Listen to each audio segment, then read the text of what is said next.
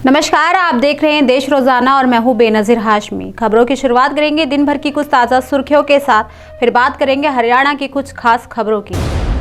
मोदी ने तमिलनाडु के रंगनाथ स्वामी मंदिर में की पूजा, हाथी को गुड़ खिलाकर लिया आशीर्वाद। रामेश्वरम के रामनाथ स्वामी मंदिर के भी करेंगे दर्शन। हरियाणा चुनाव अभियान समिति के अध्यक्ष अशोक तंवर ने आप पार्टी से दिया इस्तीफा, वहीं अब भाजपा में हुए शामिल। पंजाब, हरियाणा और दिल्ली में कोल्ड वेव का रेड अलर्ट जारी। यूपी, बिहार सहित 8 राज्यों में कोल्ड डे की स्थिति। एमपी, राजस्थान में सर्द हवाओं से बड़ी ठिठुरन। जमीन घोटाला केस में हेमंत सोरेन से ईडी ने की पूछताछ, वहीं सीएम हाउस में बंद कमरे में किए गए सवाल जवाब। बंगाल की ममता बनर्जी ने दिया बड़ा बयान, कहा तवज्जो नहीं मिली तो अकेले ही लड़ेंगी चुनाव। हिमाचल में पहली बार टूरिज्म एक्टिविटी पर 1 महीने के लिए लगा बैन। सारे मंदिर और होटल रेस्टोरेंट हुए बंद। राजा घपेन का आदेश की देवता स्वर्ग लोक की यात्रा पर गए हुए हैं। Rashmika Mandanna deep fake case का मुख्य आरोपी आंध्र प्रदेश से किया गया गिरफ्तार, कई महीनों से चल रही थी तलाश। विधानसभा चुनाव में हार के बाद कांग्रेस पार्टी ने लिया बड़ा एक्शन। पार्टी विरोधी गतिविधियों के लिए 150 नेताओं को भेजा नोटिस। उत्तर प्रदेश के सपा प्रमुख अखिलेश यादव ने लखनऊ में बुलाई अहम बैठक, लोकसभा चुनाव को लेकर की चर्चा। देश की राजधानी दिल्ली में अब एक और रोड का नाम बदलने की कोशिश जारी। यह प्रयास हिंदू सेना कार्यकर्ताओं द्वारा किया जा रहा। दरअसल हिंदू सेना के कार्यकर्ताओं ने बाबा रोड के साइन बोर्ड पर अयोध्या मार्ग का स्टिकर चिपकाया। आगरा में नहर में गिरी कार, शादी समारोह से लौट रहे 4 दोस्तों की हुई मौत। शीशे खोलने के लिए आधे घंटे तक करते रहे कोशिश। तो ये थी दिन भर की कुछ ताज़ा सुर्खियां। आप बात करते हैं हरियाणा की कुछ खास खबरों की। अशोक तंवर ने गुरुवार को आम आदमी पार्टी से इस्तीफा दे दिया था।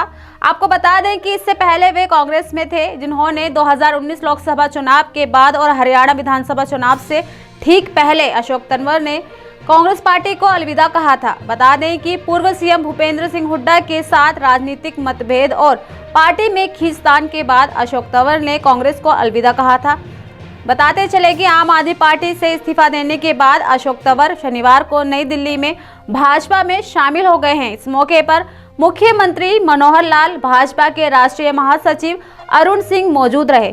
तंवर के इस्तीफे देने के बाद उनके समर्थकों ने भी पार्टी छोड़ दी थी। इन समर्थकों को तंवर ने ही पार्टी में शामिल कराया था। हरियाणा के मुख्यमंत्री मनोहर लाल अपनी किसी न किसी खास बात को लेकर चर्चाओं में रहते हैं। वहीं अब सीएम को शताब्दी एक्सप्रेस का सफर भी पसंद आने लगा है। दरअसल सीएम राज्य सरकार के प्लेन या किसी अन्य एयरलाइंस के सफर से ज्यादा शताब्दी एक्सप्रेस के सफर को बेहतर मानते हैं। वहीं देर रात चंडीगढ़ से शताब्दी एक्सप्रेस ट्रेन से दिल्ली पहुंचे सीएम का मानना है कि शताब्दी से करीब 3 घंटे के सफर के दौरान वह मोबाइल फोन से बात कर सकते हैं। बताते चले कि शनिवार को मुख्यमंत्री दिल्ली और फरीदाबाद में कुछ कार्यक्रमों में हिस्सा लेने के बाद शाम को ही वापस चंडीगढ़ लौटेंगे।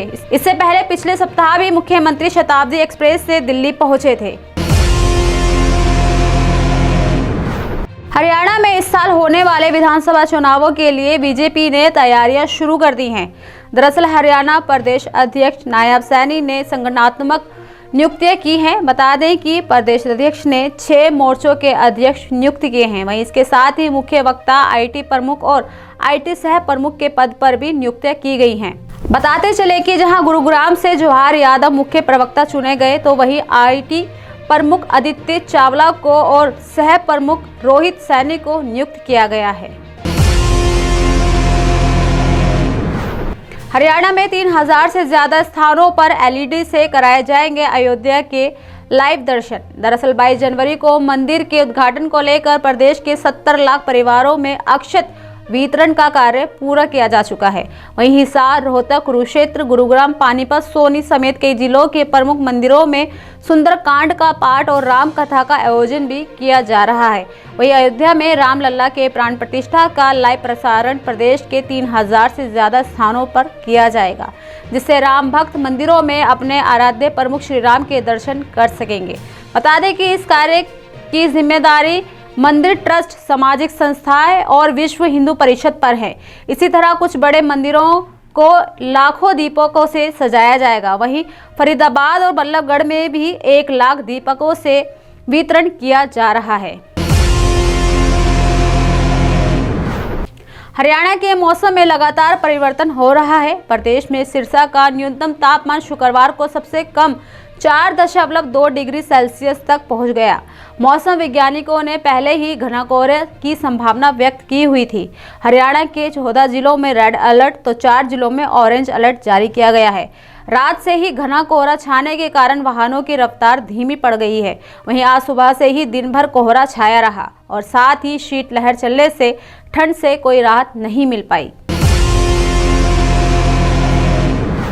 तो ये थी दिन भर की कुछ ताज़ा सुर्खियों के साथ हरियाणा की खास खबरें। कल फिर होगी मुलाकात ऐसी ही कुछ खास खबरों के साथ। तब तक के लिए बने रहिए हमारे साथ और देखते रहिए देश रोजाना। नमस्कार।